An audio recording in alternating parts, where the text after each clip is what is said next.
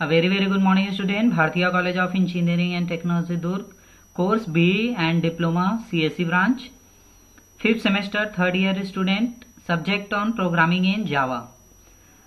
Myself Nitish Kumar Chandrakar, assistant professor from Computer Science Department.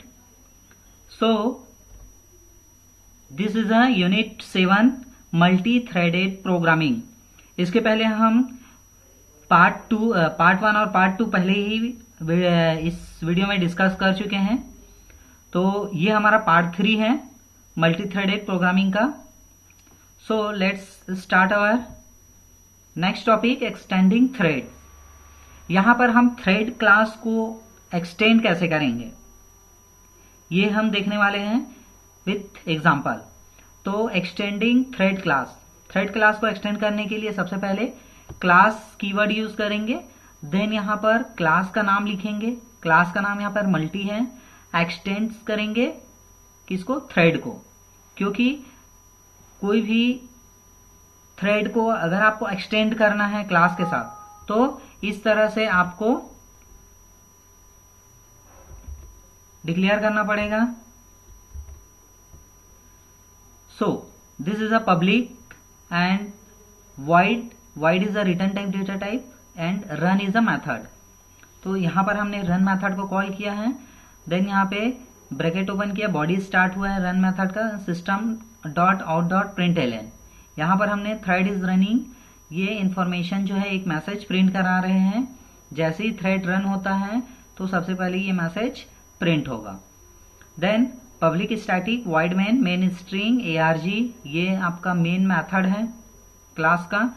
और यहाँ पे हमने मल्टी नाम का जो ये क्लास बनाया है इसका एक ऑब्जेक्ट बना दिए t1 नाम से, और न्यू इज ऑपरेटर।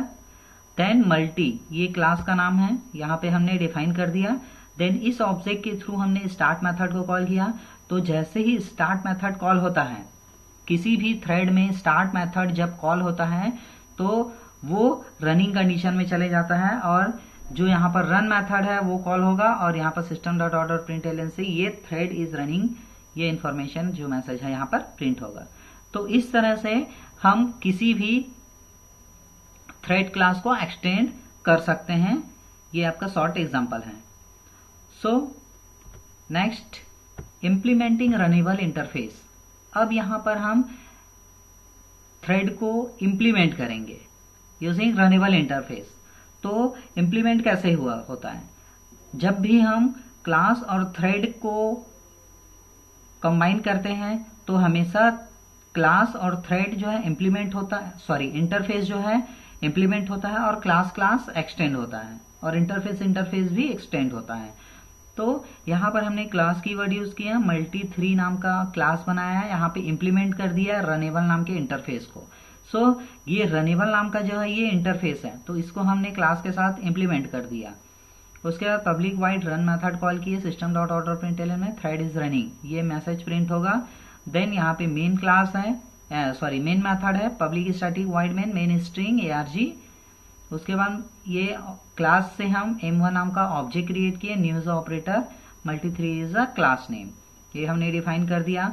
उसके बाद हमने थ्रेड क्लास को कॉल किया, उसके बाद थ्रेड क्लास का एक ऑब्जेक्ट बनाया t1 नाम से, new is operator, then thread ये क्लास का नाम है, और हमने m1 जो पैरामीटर में ये ऑब्जेक्ट है इसको हमने पास कर दिया। तो जैसे ही पास करेंगे उसके बाद यहाँ पर t1 नाम का जो ये ऑब्जेक्ट बनाया है डॉट स्टार्ट मेथड कॉल किए, और ये मेथड जैसे ही कॉल होगा तो ये डायरेक्ट ये रन मेथड को कॉल करेगा। क्योंकि हमने इंटरफेस जो रनेबल है उसको इंप्लीमेंट कर दिया है मल्टी3 में। सो रन मेथड कॉल होगा और थ्रेड इज रनिंग ये आपका आउटपुट रहेगा। तो इस तरह से हम इंप्लीमेंट करेंगे runnable interface. So next, what is synchronisation? So सबसे पहले बात तो हमें सिंक्रोनाइजेशन क्या होता है वो पता होना चाहिए। तो synchronization in Java is the capability to control the access of multiple thread.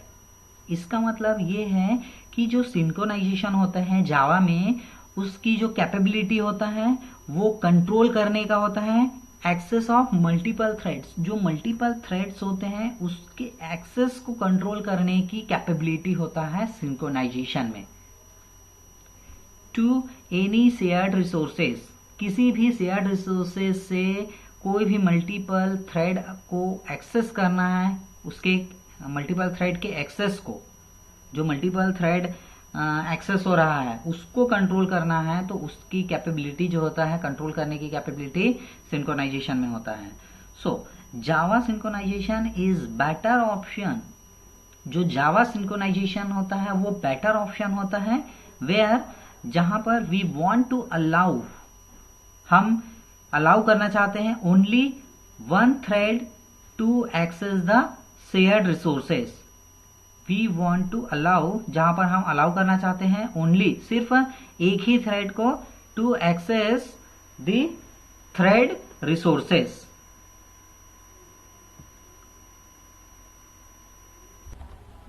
So next is why use synchronization, हम सिंक्रोनाइजेशन क्यों यूज करते हैं।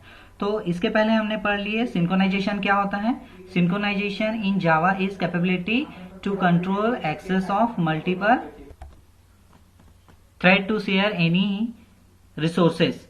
सो यहां पर हम वाई यूज सिंक्रोनाइजेशन में, the synchronisation is mainly use, ज्यादातर जो सिंक्रोनाइजेशन का यूज करते हैं first to prevent thread interference, जो थ्रेड इंटरफेरेंस रहता है उसको प्रिवेंट करने के लिए हम सिंक्रोनाइजेशन यूज करते हैं, जो सिंक्रोनाइजेशन हमारा आता है। और टू प्रिवेंट कंसिस्टेंसी प्रॉब्लम, जो कंसिस्टेंसी प्रॉब्लम रहते हैं उसको सॉल्व करने के लिए हम सिंक्रोनाइजेशन यूज करते हैं। तो मेनली हम टू जो प्रिवेंशन है, एक thread interference and second is a thread consistency problem. So इसके लिए हम सिंक्रोनाइजेशन यूज करते हैं। So next types of synchronization, there are two types of synchronization. यहाँ पर सिंक्रोनाइजेशन के टू टाइप्स होते हैं, first process synchronization and second one is a thread synchronization. Here we will discuss only thread synchronization. तो यहाँ पर हम सिर्फ थ्रेड सिंक्रोनाइजेशन के बारे में पढ़ने वाले हैं, क्योंकि सिलेबस में वही इंपॉर्टेंट टॉपिक है, और जो प्रोसेस सिंक्रोनाइजेशन होता है वो उतना ज्यादा इंपॉर्टेंट नहीं है। So thread synchronization, there are two types of thread synchronization, mutual exclusive and inter thread communication. तो यहाँ पर थ्रेड जो सिंक्रोनाइजेशन होते हैं बेसिकली टू टाइप्स के होते हैं, फर्स्ट म्यूचुअल एक्सक्लूशन होता है and second is the inter thread communication. So first mutual exclusive, तो म्यूचुअल एक्सक्लूसिव जो होता है again three types, synchronized method होता है, synchronized block and static synchronization. So there are the types of mutual exclusive. Next one is a cooperation. Cooperation is also called inter-thread communication in Java. Java में जो inter-thread communication होते हैं, this is a type of thread synchronization. So it is also called cooperation thread. First, mutual exclusive. Mutual exclusive क्या होता है। Mutual exclusive helps keep threads from interfering with one another while sharing data. This can be done by three ways in Java.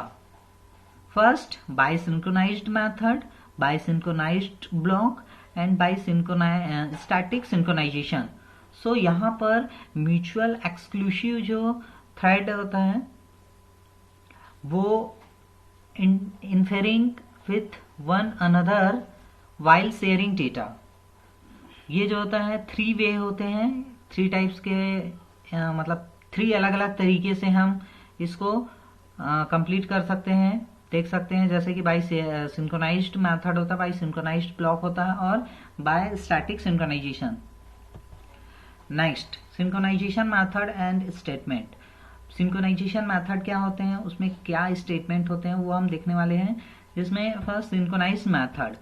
Synchronise method when a method in Java needs to be synchronized the keyword synchronized should be added. जब हम जावा में method का जरूरत पड़ता है to be synchronised, ठीक है, वो भी हमको सिंक्रोनाइज मेथड की जब जरूरत पड़ती है तो the keyword synchronize should be added. तो हम क्या करते हैं, एक सिंक्रोनाइज्ड कीवर्ड होता है, जैसे पब्लिक कीवर्ड होता है, स्टैटिक कीवर्ड होता है, उस तरह से सिंक्रोनाइज्ड कीवर्ड होता है, उसको हम सिंपली ऐड कर देते हैं हमारे प्रोग्राम में और वो बन जाता है हमारा synchronize method. So example, public is a keyword, then synchronized is also keyword. Void increment, this is a method and this is a return type.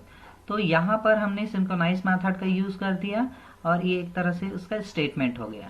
सो यहाँ पर इंक्रीमेंट मेथड का बॉडी ओपन हुआ और x प्लस प्लस जो increment कर दिए। So synchronization does not allow invocation. यहाँ पर हम सिंक्रोनाइज जो मेथड होता है does not allow invocation of this synchronized method for the same object. same object के लिए synchronized method जो है invocation allow नहीं करता until first thread is done with the object। जब तक कि first object जो है done नहीं, जो object है वो complete नहीं हो जाता तब तक नहीं होता। So synchronization allows having control over the data in the class। Synchronization जो है allow करता है having control over the data in the class। जो क्लास में जो डेटा होता है पूरे उसको कंट्रोल करने के लिए अलाउ करता है। सो इस तरह से ये synchronize method and statement. I hope ये टॉपिक आपको क्लियर होगा। So thank you student।